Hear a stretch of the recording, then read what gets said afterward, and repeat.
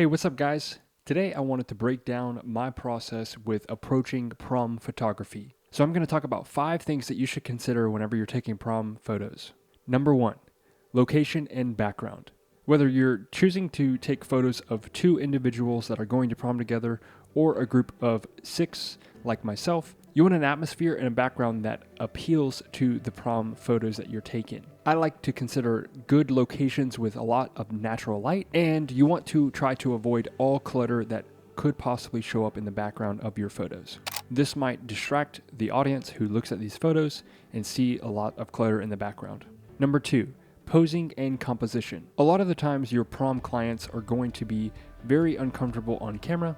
They're not going to be used to being in front of the camera, having their photo taken. So it's your job to pose them and suggest things that they may not consider when their photo is being taken. The goal is for you to make your client feel as comfortable as possible so that they get the best experience that they can on camera. Try to experiment with different camera angles and compositions to allow your subject to become more comfortable with their photo being taken. Try to be aware of their body language and their facial expressions to try to capture genuine emotions that are happening within the time that they're with you. Number 3, wardrobes and accessories. So obviously they're dressing up very nice to go to their prom, but things that you should consider capturing during the day is the guy's boutonniere, the girl's corsage, as well as earrings, watches, things that complement the wardrobe already, but that might be very meaningful to the client. Something to always consider while capturing their wardrobe is if their outfit is neat and clean. Number 4,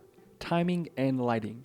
Ideally, you're going to want to capture these prom photos as late in the day as possible, but with daylight savings and prom sometimes happening at 7 p.m., your photos that you take are naturally going to happen between 4 and 5 o'clock so that your clients can go to dinner before they go to prom. So this goes back to that very first point that I made, trying to find a location that complements these so that you can still get good natural light, a clean background, and amazing photos. A lot of the times when I get onto location, I look for the shadiest spots as possible if the sun is very peak in the sky. You're able to use natural light to complement your subjects in capturing a great image. And lastly, number 5, interaction and atmosphere. Try your best to create an enjoyable atmosphere where your clients feel at ease and they're able to express their personalities. It's your job as the photographer and the director to make them feel as comfortable as possible. Sometimes soft music can work in the background for those lull moments, but I simply just like to create a healthy relationship between me and the client so that by the end of the photo shoot, they feel extremely comfortable on camera. It's your job to be patient and flexible, allowing your subject to express themselves naturally while you gently guide them with any direction as needed. So with those 5 tips in mind, I was able to capture 2 recent prom photo sessions, and I'm going to break down the first one. So given all of the tips that I just gave you, this is me practicing that on video. So for the first client, it was actually my wife's sister, and it was her high school prom. So what we decided to do is that while she was getting her hair and makeup done with my wife, we had just about a 20 or 30 minute time slot where we were able to take photos before they went off to dinner. So I found a location with a clean background, no distractions, and we were just able to take a lot of clean photos right behind their house in the shade, all while I was trying to make them feel as comfortable as possible so that they can remember these photos for the rest of their lives. Secondly, I then met up with another group separate from the first group, and this was 6 individuals, 3 couples that I took photos of their families, I took photos of them individually, and I took photos of them as a couple. So I had an hour to do all of this, and so I started with the family photos. Those naturally tend to be the more timely photos, so I wanted to go ahead and knock those out so that the rest of the time could be spent with the couples themselves. So I found a location that was naturally lit, distraction-free.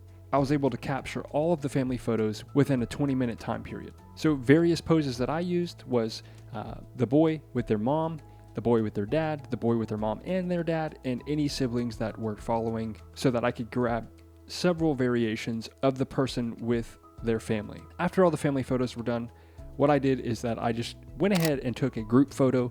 I thought that this would just be a very good icebreaker for me to get to have some chemistry with all of the people in the prom group. After showing them some poses, figuring out what worked for us, we were able to capture some good photos as a group. I then broke down each individual group that were going together and had them play with each other's corsages and boutonnieres, as well as taking just a formal photo with the two of them. I did group photos of all of the girls, and then I did a group photo of all of the guys. After this first spot was done, I then brought all of the people who were getting their photos taken to a new location within the same general area that we were all taking photos. I did the same thing. I did a big group photo, I did individual photos of the couples, and then here I found a great opportunity to just take individuals of each person that was going to their prom. Some super easy poses that I like to do is I like to have them hold their hands right at their waist, them looking to the right, and then looking to the left, and then them looking off to the distance, playing with their ties,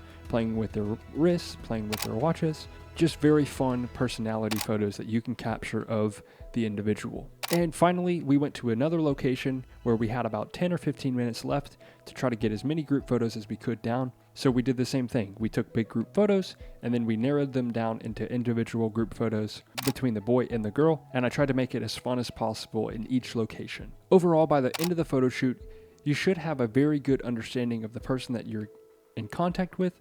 And I felt like I was able to do that with this big group of 6 people. Several of them said to me how grateful they were to be comfortable on camera. Overall, guys, this is just what I found being helpful in my experience while taking prom photos. I hope you guys found this video helpful. Thanks again for watching, and I'll see you next time.